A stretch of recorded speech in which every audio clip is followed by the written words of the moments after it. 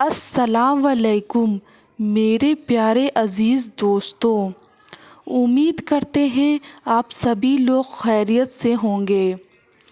اللہ کے کرم سے اور آپ سبھی کی دعاؤں سے میں بھی خیریت سے ہوں۔ آج میں آپ کے سامنے جو نیا بیان لے کر کے آئی ہوں وہ مفتی سلمان اظہری صاحب کا ہے، جس میں انہوں نے ہمیں یہ بتایا ہے دنیا میں سب سے پہلے کس مسلمان کا قتل ہوا تھا اور اس کی کیا وجہ تھی۔ مسلمانوں نے دفنانے کا طریقہ کہاں سے سیکھا، جو بے حد اچھا اور سلیقہ مند طریقہ ہے۔ دوستو، ویسے تو اسلام میں آپس میں محبت سے رہنا سکھاتا ہے، لیکن جب یہ دنیا بنی، آدم علیہ السلام کے 2 بیٹے تھے، حابل اور قابل، جس میں سے ایک بھائی نے اپنے دوسرے بھائی کا قتل کیا تھا۔ یہ جان کر آپ کو حیرانی ہوگی، دنیا میں سب سے پہلا قتل جو ہوا اس کی وجہ بھی ایک عورت تھی۔ دوستو، میں آپ کو بتا دوں کہ اسلام میں یہ ہے، اگر کوئی بندہ جو گناہ کرتا ہے اسے دیکھ کر اور لوگ بھی وہی گناہ کرتے ہیں تو اس سب کا عذاب اسی ایک انسان کو جاتا ہے۔ اگر کوئی ایک انسان اچھا اور نیک کام کرتا ہے، اس نیک کام کو دیکھ کر اگر دوسرے لوگ بھی وہی نیک کام کرتے ہیں تو اس سب کی نیکی کا ثواب بھی اس ایک انسان کو جاتا ہے۔ چلیے مفتی صاحب کی زبانی سنتے ہیں پورا قصہ۔ اللہ تعالیٰ نے فرمایا من قتل نفسا بغیر نفس او فساد فی الارض فکأنما قتل الناس جميعا، جس نے ناحق کسی ایک انسان کا قتل کیا اس نے پوری انسانیت کا قتل کیا، پورے دنیا کے انسانوں کا قتل کیا۔ ومن احیاها فکأنما احیا الناس جميعا، اور جس نے کسی ایک کو بچایا، کسی ایک کی زندگی کی حفاظت کیا، گویا کہ اس نے پوری انسانیت کو بچایا۔ اتنی بات یاد رکھ لینا کہ اگر تمہارے ہاتھوں سے قتل ہوا تو یہ سب سے بڑا گناہ ہے، سب سے بڑا گناہ ہے۔ مرڈر کرنا، قتل کرنا، اسلام میں اس چیز کی اجازت ہی نہیں ہے۔ ناحق، ناحق، ہاں حق کے ساتھ کچھ جگہوں پر ہے، کچھ جگہوں پر ہے۔ وہ قتل و قتال کی باتیں جب آئے یا جہاد کے معاملات آئیں تو وہاں پر میں کبھی ذکر کروں گا، لیکن ناحق کسی کو قتل کرنے کی اجازت اسلام ہرگز نہیں دیتا۔ اور اسی طرح سے میں یہ بات بھی بتا دوں، حدیث پاک میں ہے آدم علیہ السلام کا بڑا بیٹا حابیل اور چھوٹا بیٹا قابیل، ان دونوں میں لڑائیاں ہوئی عورت کو لے کر کے۔ دونوں ایک عورت سے شادی کرنا چاہتے تھے۔ یہ دنیا کی پہلی داستان ہے۔ آدم علیہ السلام آئے ہیں اور ترنت ابھی اولاد اور نسل شروع ہو رہی ہے۔ سب سے پہلا جھگڑا جو دنیا میں ہوا ہے وہ عورت کی وجہ سے۔ بڑا اور چھوٹا دونوں ایک ہی خاتون کو اپنانا چاہتے تھے، لیکن وہ حق حابیل کا تھا، قابیل کا نہیں، چھوٹے کا نہیں تھا، وہ بڑے کا حق تھا۔ آدم علیہ السلام نے کہا بھی تھا، یہاں تک کہ دونوں کو حکم بھی ہوا۔ یہ بھی ذکر یہ سورہ مائدہ میں موجود ہے، یہ پورا ذکر موجود ہے۔ حضرت آدم علیہ السلام نے دونوں سے کہا کہ ایک کام کرو، ایک قربانی کرو، ایک جانور، اور کھلے میدان میں رکھو۔ جس کی قربانی قبول ہو گئی سمجھ لو وہ حق پر ہے۔ قربانی قبول ہونے کا طریقہ کیا تھا؟ آسمان سے ایک آگ آتی اور وہ قربان کیے ہوئے جانور کو اٹھا لے جاتی، یعنی وہ جانور غائب ہو جاتا آگ میں۔ تو جس کی قربانی قبول ہو گئی وہ حق پر ہے، اس کا حق ہے۔ تو ہوا یہ کہ دونوں نے قربانی کی، قابیل نے بھی اور حابیل نے بھی، اور کھلے میدان میں اپنی قربانیاں رکھ دی۔ اللہ تبارک و تعالیٰ کی طرف سے آسمان سے ایک آگ آئی اور حابیل کی قربانی قبول ہو گئی، یعنی بڑے بیٹے کی۔ شادی کرنے کا اختیار بڑے کو ہی تھا۔ اب قربانی سے بھی پتہ چل گیا کہ حق پر یہ حابیل ہی ہے، تب بھی یہ قابیل ماننے کو تیار نہیں تھا۔ عورت یہ ایک ایسے فتنے کو جنم دے دی۔ ساری عورتوں کی بات نہیں کر رہا ہوں، عورت کا یہ ایک ذریعہ ایسا بن جاتا ہے جس میں بڑے بڑے بھسم ہو جاتے ہیں، کئی لوگوں کے تقوی ختم ہو جاتے ہیں۔ تو قابیل نے کہا کہ نہیں، یہ میرا ہی حق ہے، میں ہی اپناؤں گا، میں ہی نکاح کروں گا، میں ہی شادی کروں گا۔ جھگڑا اتنا بڑا، آدم علیہ السلام کچھ دنوں کے لیے باہر تھے تو ابلیس وہاں سے اپنی ڈیوٹی شروع کرتا ہے۔ سب سے پہلے انسانوں کو گمراہ کرنے کا جو اس نے شروعات کیا، قابیل کو آ کر کے اس نے طریقہ بتایا، ایک بڑا پتھر لے لے اور حابیل کے سر پہ مار دے، وہ مر جائے گا، ختم ہو جائے گا۔ اب تک کسی کی موت دنیا میں ہوئی نہیں ہے، نہ ہی مرڈر ہوا ہے، نہ قتل ہوا ہے، اور پتہ بھی نہیں کیسے قتل ہوتا ہے، کیسے مرتے ہیں، یہ بھی نہیں معلوم تھا۔ شیطان نے سب سے پہلے یہ طریقہ بتایا۔ تو قابیل نے ایک بہت بڑا پتھر اٹھایا اور اپنے بڑے بھائی حابیل کو، وہ ایک جگہ بیٹھا تھا، پیچھے سے جا کر سر پر دے مارا۔ پتھر کی چوٹ لگتے ہی وہ گر گیا اور وہیں انتقال کر گیا، موت ہو گئی حابیل کی۔ اب اس کو یہ تک نہیں معلوم تھا کہ مرے ہوئے کے ساتھ کرنا کیا ہے۔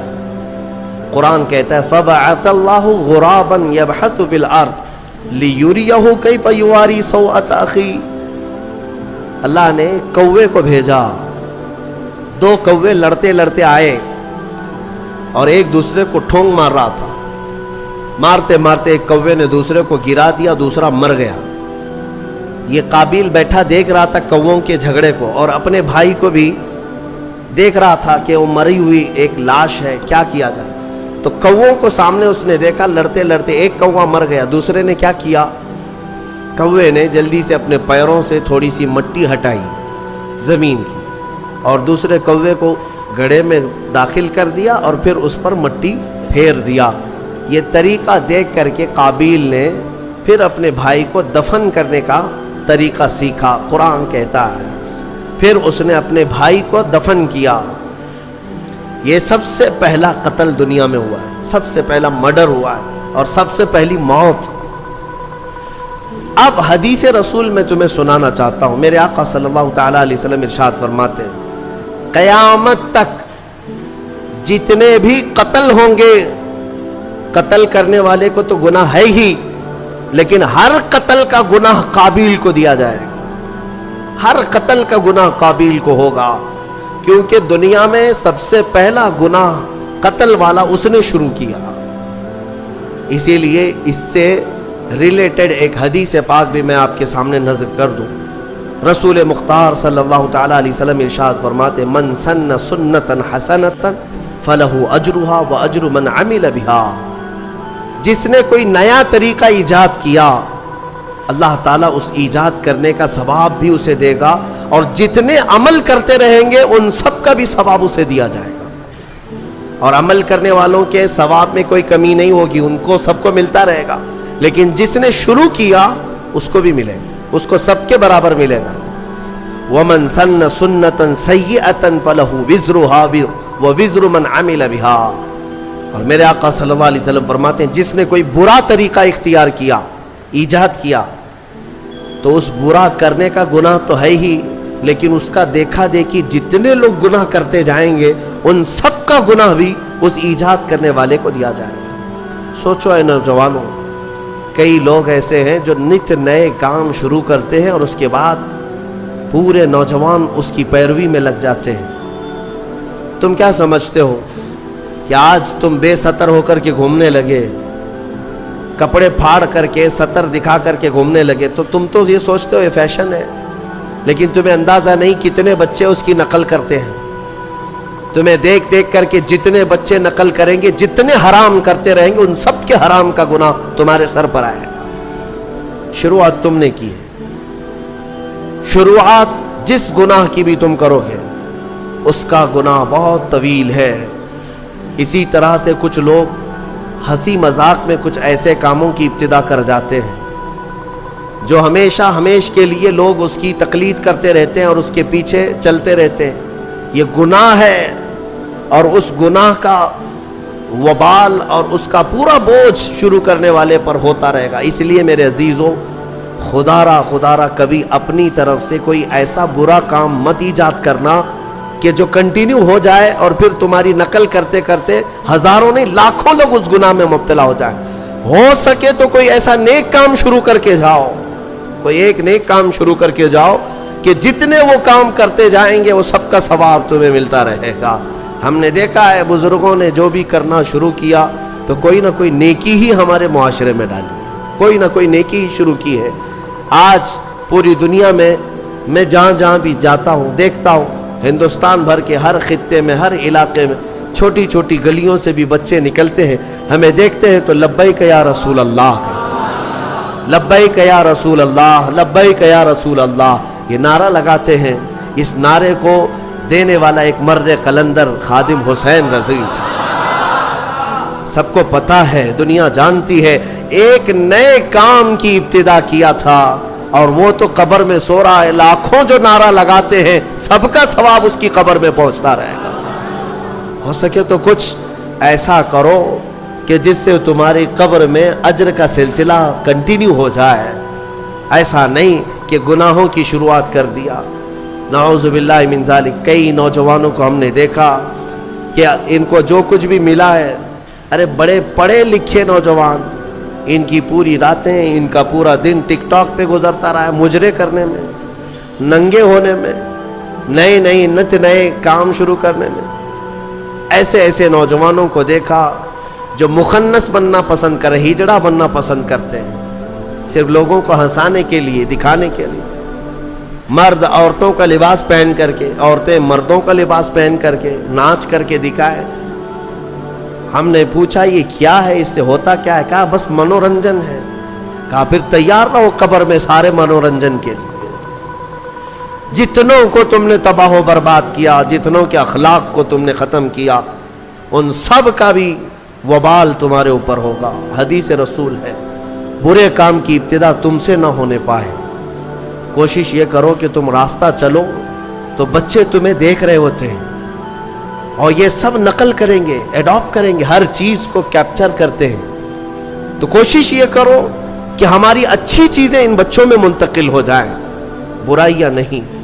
اللہ تبارک و تعالی برائیاں ایجاد کرنے کی بجائے ہمیں اچھائیوں کی ایجاد کرنے کی توفیق عطا فرمائے. میں نے جو آیت ذکر کی آپ کے سامنے, جس نے ایک قتل کیا اس نے پوری دنیا کا قتل کیا. اس تفسیر میں ایک بہت ہی پیاری حکایت مولا علی کرم اللہ وجہہ الکریم کے متعلق ملتی ہے. حضرت علی کے زمانے میں ایک ایسا معاملہ پیش آیا, ایک آدمی کا مرڈر ہو گیا, قتل ہو گیا ہے, چاقو وہاں پڑی ہے, خون میں وہ لت پت ہے, اور اس کے قریب ایک آدمی کھڑا تھا. پولیس گزر رہی تھی, اس زمانے کی جو پولیس رہی ہو. حضرت علی رضی اللہ تعالیٰ عنہ کے جو عمال تھے وہ گزر رہے تھے. سپاہی دیکھا ایک آدمی کا قتل ہوا ہے, تازہ خون بہ رہا ہے, چھری ہے, اور ایک آدمی ہے وہاں پر, اس کو پکڑ لیا. وہی قاتل, کوئی اور تھا ہی نہیں, آس پاس کوئی نہیں تھا, اس کو پکڑ لیا.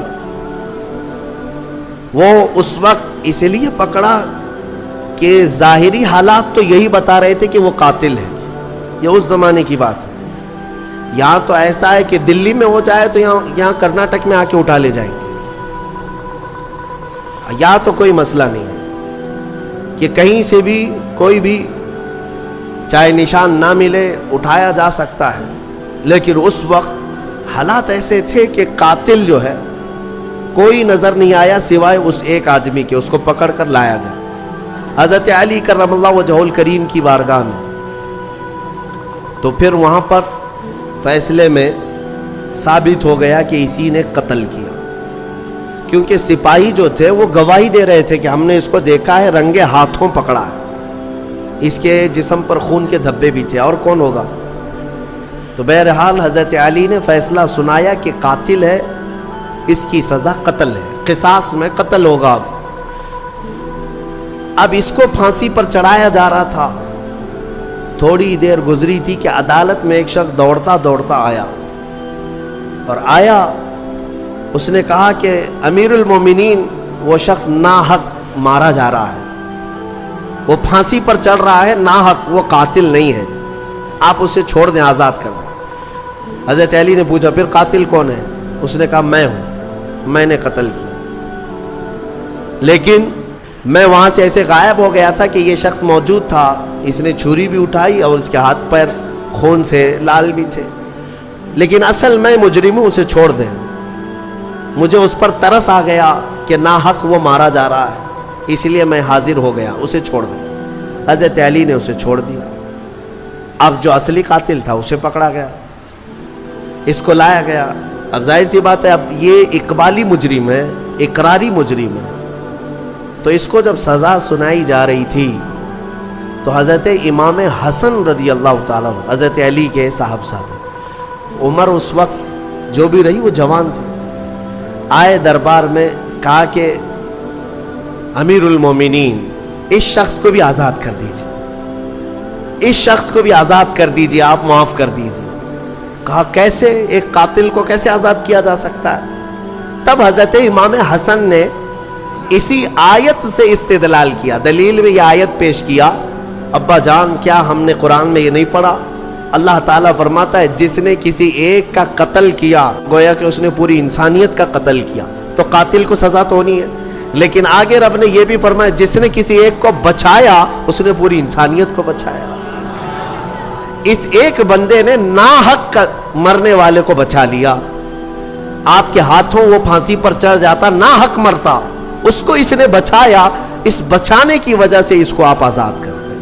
فیصلے میں اس شخص کو آزاد کیا گیا۔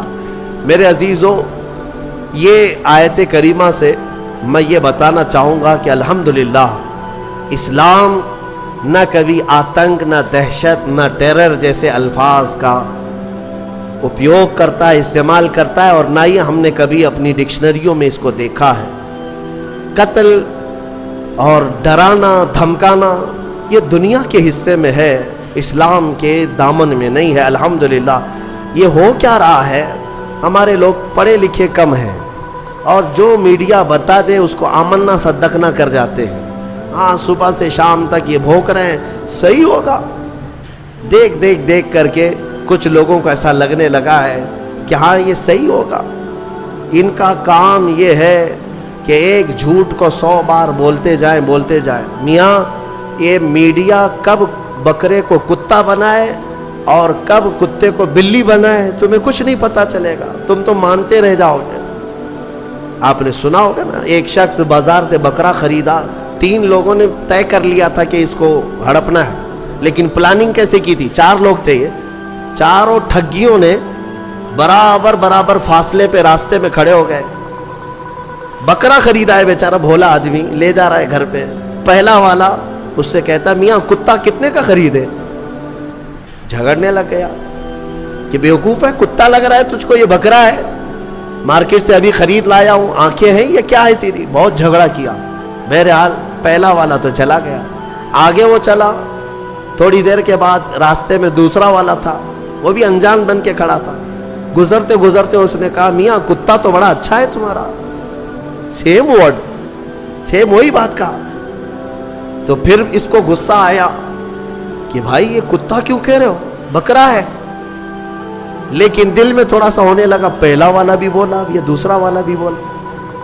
اس کے بعد پھر اس سے بھی تھوڑا تو جھگڑا ہوا، آگے بڑھا، تیسرا بھی برابر پوائنٹ پہ کھڑا تھا، ایک دوسرے کی کوئی شکل ملتی جلتی نہیں ہے، لباس نہیں ہے، راستہ الگ ہے۔ تیسرا بھی ملا اور کہا میاں کتا کتنے کا خریدے؟ بہت اچھا کتا ہے۔ اب اس کا شک بڑھ گیا، میری آنکھیں تو کہیں اندھی نہیں ہیں، میں بکرا لایا تھا کہ کتا لایا؟ وہ ٹٹول کر کے دیکھنے لگا، کہیں دھوکہ مجھے تو نہیں ہو رہا ہے، ایسا کیسے ہو سکتا ہے کہ 3 لوگ وہ بھی راستے میں الگ الگ سب کتا ہی بول رہے ہیں، بکرا نہیں کہہ رہے۔ اس کو بہت دل میں یہ ملال ہونے لگا کہ مجھے میری آنکھوں میں کچھ ہو گیا ہے۔ آگے گھر قریب تھا کہ چوتھے نے آخری کیل ٹھونک دی۔ چوتھے نے کہا میاں کتا تو بہت اچھا ہے، اب کتنے کا کتا خریدے؟ اب بیچارہ وہ بکرا چھوڑ کر بھاگا، نہیں مجھ سے ہی غلطی ہوئی ہے، ایک آدمی بولتا، 2 بولتے، یہ 4 لوگ اس کو کتا ہی بول رہے ہیں، یہ بکرا نہیں ہے کتا ہے۔ یہ ساری میڈیا اسی طرح کتا بنا رہے ہیں، اسی طرح کتا بنا رہے ہیں۔ تمہارے پاس بکرا ہے، لیکن بار بار جب کتا کتا کہا جاتا ہے تو لگنے لگتا ہے کہ کہیں ایسا تو نہیں ہے کہ میرے پاس بکرا نہیں ہے۔ میرے عزیزو، ایک بات یاد رکھنا، یہ دن میں 100 مرتبہ تسبیح پڑھیں تمہارے لیے، تمہارے خلاف، تب بھی قرآن کہتا ہے کہ ایمان والے استقامت والے ہوتے ہیں۔ استقامت، ہاں، ان پر تو بجلیاں گرے کہ پہاڑ گرے، یہ ٹس سے مس نہیں ہوگا، بلکہ مومن کا عقیدہ یہ ہے کہ اللہ ایک ہے، محمد سچے رسول ہے، اور اسلام پر اس کا کوئی شک نہ ہو۔ تو بہرحال میں جو بات عرض کر رہا تھا وہ یہ ہے کہ قتل کے معاملات کو لے کر جو پروپیگنڈا پھیلایا جاتا ہے، اگر میں آنکڑے رکھوں نا، تعداد رکھوں، تو حیرت میں آنکھیں پھٹی رہ جائیں گی۔ حضور پاک صلی اللہ تعالیٰ علیہ وسلم کے کل جو غزوات ہوئے ہیں نا، جنگیں 17 ہیں۔ حضور نے 10 سال میں کتنی جنگوں میں شرکت کی؟ 17۔ اور پورے ٹوٹل 17 جنگوں میں کتنے لوگ مرے تھے؟ کتنے لوگ پورے ٹوٹل 17 جنگوں میں، 17 غزوات میں جو مخالف پارٹی کے لوگ مرے ہیں، ان کی کل تعداد 248۔ ٹوٹل کتنی؟ 250 کے قریب 10 سال کے اندر مرے ہیں۔ 10 سال کے اندر 250 پوری کاؤنٹ کریں گے۔ اب آؤ میں تمہیں بتاتا ہوں، یہ دنیا کو جو امن کا پاٹھ پڑھاتے ہیں، world war first, world war second, جو دنیا کی سب سے بڑی جنگیں ہوئی ہیں نا، دنیا کی جنگ عظیم، پہلی جنگ عظیم، دوسری جنگ عظیم، کتنے مارے گئے اس میں پتہ ہے آپ کو؟ ورلڈ وار فرسٹ جو 1920 کے قریب تھی، اس میں 3 کروڑ لوگ مارے گئے تھے، 3 کروڑ۔ اور ورلڈ وار سیکنڈ میں 5 کروڑ لوگ اتنے مارے گئے ہیں، اور یہاں 250۔ اور اسلام پھر بھی قتل والا ہے۔ انہوں نے لاشوں کے انبار لگا دیے پوری دنیا میں۔ آپ کو پتہ ہے آج صرف 10 سال ہونے کو آ گئے، ملک شام میں 8 لاکھ لوگ مارے جا چکے ان کی جنگوں میں۔ 8 لاکھ لوگ۔ عراق میں بھی وہی، یمن میں بھی وہی، افغانستان میں بھی وہی۔ پوری دنیا میں لاشوں کا انبار بچھایا ہے امریکہ نے اور اس کے اتحادی فوجوں نے، لیکن کبھی یہ نہیں کہا جاتا کہ وہ ٹیررسٹ ہیں، یہ نہیں کہا جاتا۔ یہ جہاں اترتے ہیں بموں سے مار مار کر پوری زمینوں کو بنجر کر ڈالتے ہیں۔ عراق میں اگر آپ کو جانا ہوگا، آپ دیکھنا، 15-20 سال پہلے کی بات میں بتا رہا ہوں، ایک بڑا گراؤنڈ تھا، باغیچہ تھا، اور اب ہم وہاں جا کر دیکھتے ہیں تو پورا باغیچہ قبرستان ہے، پیر رکھنے کی جگہ نہیں، اتنی قبریں ہیں وہاں، پورا میدان قبروں سے بھر گیا ہے۔ نئے نئے میدان تو انہوں نے قبرستان میں بدل دیے۔ اے مسلمانوں، ذرا مطالعہ کرو، دنیا یہی ٹھگی بنا رہی، یہ ٹھگی ہے، خود کا دامن ناپاک ہے، قتل سے ان کے خون، ان کے ہاتھ رنگے ہیں، لیکن دنیا اسلام کو اور مسلمانوں کو قاتل بتانے میں کوئی شوشہ نہیں چھوڑتی، کوئی شوشہ نہیں چھوڑتی۔ الحمدللہ یہاں دین اسلام میں جانوروں کو بھی مارنے کا حکم نہیں ہے۔ ہاں، یہ بات یاد رکھ لیں، ہر چیز کا حساب ہونا ہے۔ جو قتل ہوئے جنگوں میں، وہ ظاہر سی بات ہے، وہ اصول تھے کہ جس نے تلوار اٹھایا اس کے خلاف جنگ تھی، باقی کسی کے لیے نہیں۔ گھر میں بیٹھے ہوئے آدمی کو جا کے مارنے کا حکم نہیں ہے، کسی پر جا کر اٹیک کرنا، سوسائڈ بم لگانا، یہ اسلام کے طریقے ہے ہی نہیں۔ لہٰذا اس تھیوری کو ہمیشہ سمجھا کریں، دنیا جو پڑھا رہی ہے وہ غلط ہے۔ قتل کے ساری داستانیں انہوں نے لکھی ہیں، اسلام کا دامن اس سے پاک ہے الحمدللہ۔ قتل کی یا مرڈر کی تعلیم اسلام نہیں دیتا۔ ہاں، چند جماعتیں جو ابھی پوری دنیا میں مسلمان نام سے پنپتی ہیں، میں یقین کے ساتھ کہتا ہوں ان کا اسلام سے کوئی تعلق نہیں، چاہے وہ IS ہو یا پھر لشکر یا کوئی دوسری تنظیمیں جو ناحق مسلمانوں کا خون بہاتی ہیں یا ناحق کسی پر اٹیک کرتی ہیں۔ اسلام کا یہ طریقہ کار ہے ہی نہیں، اور یہ حقیقت میں انہی کے پالے ہوئے لوگ ہیں، انہی کے پالے ہوئے لوگ۔ हमने इराक में सुना भी है, मालूम भी किया है। ये आए कहाँ से थे? ये ISIS और दाइश, ये सब के सब इन्हीं यहूदियों और अमेरिका के पैदा किए हुई जमातें थी। इनको सपोर्ट वहीं से था। बाकी एक बात मैं आपको बता देता हूँ, एक ईसाई पादरी गुजर रहा था अपनी 2 बेटियों के साथ कार में। तवज्जो चाहता हूँ, बहुत अहम बात है। वो कार में जा रहा था और कुछ गन लेकर के खड़े थे। गन लेकर के, बड़ी बड़ी दाढ़ियाँ थी, इस्लामी लिबास था, और वो जिसको देखो उसको मार रहे थे रास्ते में। बीच रास्ते में इस ईसाई पादरी को भी रोक दिया उन्होंने। 2 बेटियां भी थी उसके साथ। उतारा, कहा कि तू मुसलमान है या गैर मुस्लिम है? उसने कहा मैं मुस्लिम हूँ। उसने कहा मैं मुस्लिम हूँ। कहा तो फिर कुरान पढ़ के दिखा। तो उसने पढ़ना शुरू किया, बाइबल पढ़ा उसने। अरबी में जो बाइबल थी वो पढ़ा। पढ़ने के बाद उन्होंने कहा ठीक है जाओ, तुम्हारा रास्ता ठीक है, क्लियर है। वो आगे चल पड़ा। उसकी बेटियां पूछने लगी, बाबा आपको तो कुरान आता नहीं, आप तो बाइबल पढ़े उसके सामने। उस ईसाई ने कहा बेटा मेरा यकीन है कुरान का पढ़ा हुआ अगर होता तो ऐसा जालिम कभी नहीं होता। उसको कुरान आता ही नहीं, मुझे यकीन था। और कुरान अगर आता तो ऐसा जालिम नहीं बनता कि रास्ते में खड़े होकर नाहक लोगों का कत्ल कर रहा होता। ये ईसाइयों का भी यकीन है कि कुरान का समझने वाला कभी कातिल नहीं होता, जालिम नहीं होता। अल्लाह तबारक व तआला इस जुल्म की दुनिया से हमें आज़ाद फरमाए। उम्मीद करते हैं दोस्तों आपको मुफ्ती सलमान अज़हरी साहब का ये बयान सुनकर बहुत कुछ सीखने को मिला होगा, जो शायद आपकी ज़िंदगी में काफ़ी तब्दीलियां लाएगा। दोस्तों मैं आपसे ये बताती चलूँ कि अल्लाह ताला ने अगर हमें दुनिया में भेजा है तो हमें एक अच्छी ज़िंदगी कैसे गुजारनी है, हर उस चीज़ का एक एक तरीका समझाया और बताया है। अब वो किस चीज़ की शक्ल में हमारे सामने आके हमें समझाता है, ये हमारे ऊपर है कि हम उस चीज़ को कैसे समझ पाते हैं। मेरे अज़ीज़ दोस्तों मैं आपसे ये कहना चाहूँगी कि आप गुनाह करने से बचें, ज़्यादा से ज़्यादा नेकियां करें, ताकि आपके घर वाले, आपके छोटे बच्चे, आपसे छोटी उम्र के जो भी लोग हैं वो सीख करके नेकियां करें, ताकि हर चीज़ का सवाब आपको मिल सके। उम्मीद करते हैं दोस्तों वीडियो आपको अच्छी लगी होगी। मेरी वीडियो आपको अच्छी लगी हो तो लाइक, शेयर एंड सब्सक्राइब ज़रूर करिएगा। अल्लाह ताला हम सबको दीन के रास्ते पर चलने की तौफीक अता फरमाए। आमीन सुम्मा आमीन। चलिए दोस्तों आपसे मिलेंगे अगली वीडियो में, तब तक के लिए अल्लाह हाफिज़। अपना अपने वालिदैन का खूब ख्याल रखें, दुआओं में याद रखिएगा।